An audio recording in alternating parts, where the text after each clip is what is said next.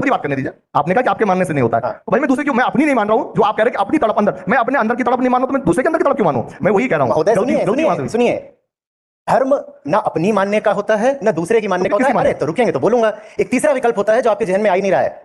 धर्म होता है उसको जानना जो अपनी बात मानने को या दूसरे की बात मानने को या तो बड़ा उत्सुक है या बड़ा विरोध में है, उसको जानने को धर्म कहते हैं।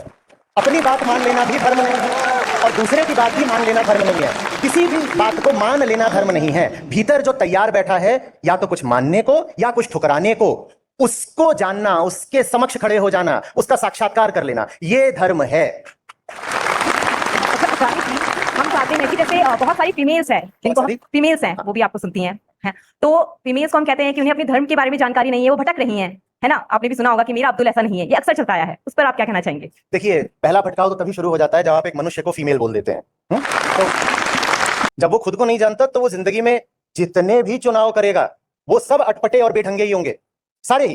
ये तो छोड़िए कि उसे अपने लिए साथी चुनने की समझ या तमीज नहीं होगी, उसको अपने लिए साड़ी चुनने की भी समझ नहीं होगी।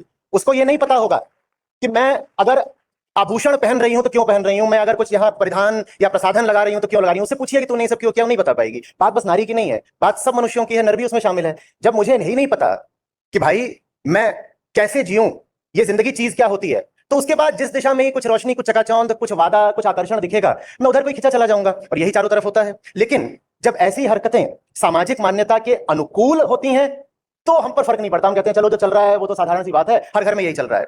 पर वही अज्ञान का खेल जब सामाजिक मान्यता के प्रतिकूल जाने लगता है तो हमको लगता है कि अरे कुछ विचित्र हो गया, कुछ भयानक हो गया, इसको रोको।